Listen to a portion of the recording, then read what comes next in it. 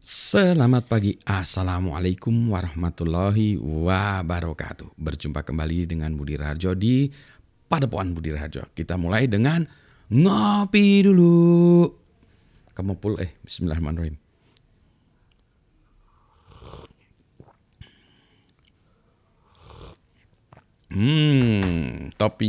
Kopinya adalah Toraja Sapan, baru dapat.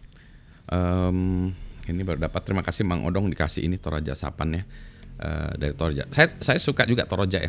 Ini nyeduhnya agak kebanyakan air kalau menurut saya, kurang kebanyakan airnya nih, jadi agak sedikit kurang najong, tapi udah nendang banget. Ada rasanya satu hal yang mungkin saya kurang cocok sedikit ya, tapi ini enak. Dari hal hitamnya, saya senang Toraja, salah satunya kopi yang saya suka Flores, Papua, Toraja gitu ya, kalau diurutkan gitu ya. Kalau di kopi yang hitam nendang itu, kalau kopi yang sore itu Jawa Barat ya, Glik, Java Halu, itu dua itu. Anyway, kita bicara tentang video ya, video kayak gini. Jadi kemarin saya diskusi juga dengan mahasiswa bimbingan, yang mana saya minta mahasiswa bimbingan itu mendokumentasikan kegiatannya. Nah, kalau dulu yang disebut mendokumentasikan itu adalah menulis report ya, laporan. Jadi setiap bimbingan tuh laporan gitu. Kalau sekarang menurut saya laporan itu bentuknya tidak harus dalam bentuk tulisan ya, tapi bisa juga dalam bentuk video atau suara, bahkan suara. Itu satu untuk laporannya. Untuk diri kita sendiri, catatan, kan kalau saya catatan, ya, saya buat catatan ya. Catatan tuh saya tulis di kertas sembarangan juga nih. Nih ya, misalnya ini contohnya nih, itu topik ini tuh saya akan tuliskan di sini video sebagai alat dokumentasi, tidak perlu ditulis, dulu teknologi tidak memungkinkan gitu ya. Nanti saya bahas juga nih, ini ChatGPT itu adalah CLI, ya no, gitu, bilang gitu ya. Terus ini nanti bahas juga tentang IoT yang mana kita tidak punya akses ke internet langsung ya, jadi nggak ada wifi, harus murah, atau kita wifi tapi di belakang firewall ya, depan proxy, dan seterusnya, ini bahas lagi. Nah, ini itu adalah catatan-catatan saya. Nah, kalau dulu catatan itu bentuknya ditulis kayak gitu, itulah sebabnya dulu tulisan tangan.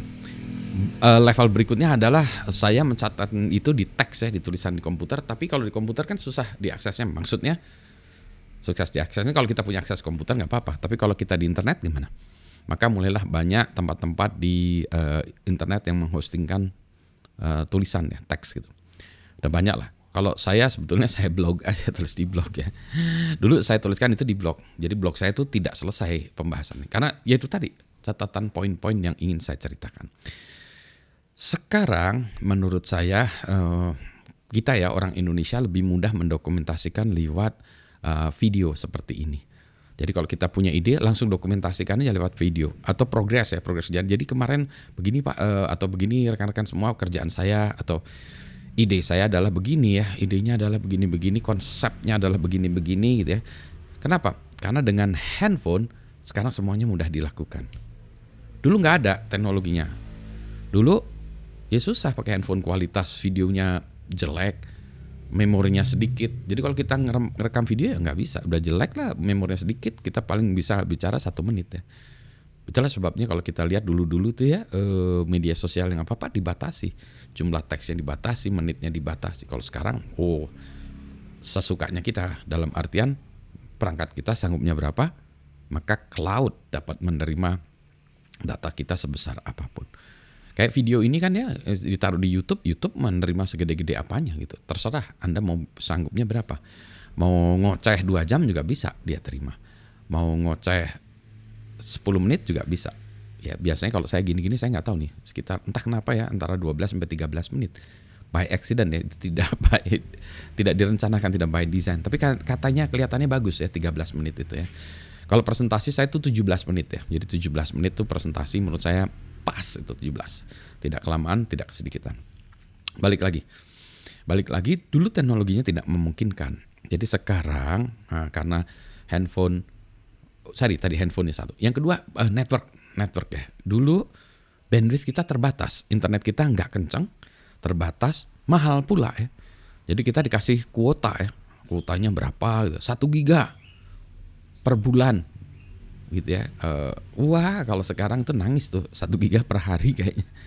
Ini saya aja buat video gini tuh ukurannya biasanya antara 1 giga antara 1,5 giga sampai 2 giga ya untuk ini. Jadi kalau ngupload habislah kuotanya. Kalau sekarang nggak, ada banyak wifi di rumah yang wifi-nya kencang-kencang juga, kuotanya nggak ada. Kalau kita gunakan secara normal ya kuotanya tuh, maksudnya nggak download film terus gitu ya. Ya normal ya. Mengupload video kayak gini masih normal bagi saya, meskipun sebetulnya menghabiskan 1 giga juga atau 2 giga ya secara kuota. Jadi perangkat memungkinkan, itu ya tadi secara komputasi, secara storage juga memungkinkan, cloud memungkinkan untuk secara storage, bandwidth memungkinkan secara kecepatan kita. Jadi dokumentasikan segala macam dengan video saja. Nah, nantinya dari itu harus ada tools lagi ya, menerjemahkan dari video itu menjadi suara saja, memfilter. Sekarang ya bisa sih, langsung kita ambil suaranya aja juga bisa. Ini kayak gini ya, rekaman gini saya ambil suaranya juga bisa. Ada lagi tools yang mengambil dari suaranya ini kemudian mentranscribe ya, menjadikannya teks. Itu juga banyak. Kalau bahasa Inggris mah udah ini ya, bludak lah. Bahasa Indonesia mulai bagus-bagus juga, mulai ada. Tapi bukan hanya segitu aja, yang membuat summary juga bisa. Meskipun summary itu masih terbatas menurut saya, masih banyak salahnya ya. Apalagi bahasa Indonesia. Tapi nggak apa-apa, yang penting ada. Nah, berikutnya lagi nanti tools untuk memproses video dan audionya ini. Kalau orang barat, semuanya itu ditranscribekan menjadi teks, kemudian processing dilakukan semuanya di teks. Jadi kalau saya ngomong gini, konversikan, makanya banyak tools untuk melakukan transcribe itu, jadi dari suara gini diterjemahkan jadi teks, kemudian yang didokumentasikan itu teksnya. Karena budayanya adalah baca tulis. Budaya kita bukan baca tulis, makanya orang Indonesia itu nggak banyak baca, nggak banyak nulis. Mendengarkan gini lebih banyak. Nah, kenapa kita tidak menggunakan teknologi ini atau cara kita ini untuk hal-hal yang bersifat akademik, teknis, dan mendalam gitu ya. Jadi kalau orang lain menggunakannya untuk hura-hura ya, hanya sekedar untuk ya nari-nari tiktokan gitu ya, kita enggak gitu. Tapi untuk itu juga ada ya untuk hiburannya, tetapi kita gunakan ini untuk hal yang super serius. Yang mana mungkin kalau dilihat dari bangsa barat ini mungkin di meh ya. Apa gitu ya, meh gitu kan ya. Kita enggak. Because this is our culture kita beda gitu, culture kita begini gitu ya. Jadi nanti juga dalam jawabannya juga kan, kalau sekarang saya upload ke YouTube, reply masih dalam bentuk teks ya, Anda masih harus ngetikin. Nanti reply-nya juga nggak gitu, nanti reply-nya juga Anda harus bisa langsung bicara ya, misalnya, oh saya nggak setuju dengan pendapat Pak Budi, kenapa demikian gitu.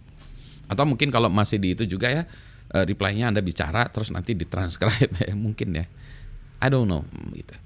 Poin saya adalah bahwa kita harus bisa menggunakan teknologi itu untuk kemudahan kehidupan kita. Cocokkan dia dengan kebiasaan kita gitu. Teknologinya kita cocokkan, bukan kita yang mencocokkan diri dengan teknologi gitu. Jadi kita membuat tools yang sesuai dengan cara kerja kita gitu ya.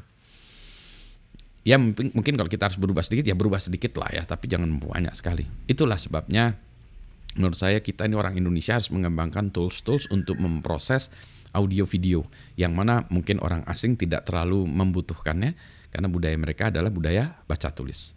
Budaya kita tidak demikian.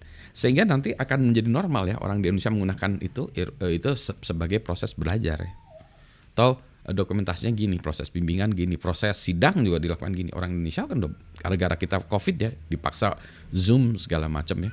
Maka ini juga gitu ya, proses diskusi begini, proses rekrutmen juga begini lewat video, proses meeting lewat video, proses apalagi semuanya pakai video. Tapi semua toolsnya masih harus ditranscribe, kita tidak mau gitu. Nah berarti harus ada tools misalnya nih tools untuk mengatakan bahwa poin Pak Budi itu apa? Poin Pak Budi berdasarkan video yang ini ya di menit ke 5:23 Pak Budi mengatakan demikian. Harus ada tools yang bisa melakukan gitu ya. Itu dia yang harus dikembangkan. Lagi-lagi budaya asing tidak memerlukan ini, ditranskrip aja dia. Menurut itu adalah bagian di baris kesekian. Itu kan ditranskrip ya jadi teks. Kalau kita bukan. Dari menit kesekian bicaranya Pak Budi poinnya adalah ini.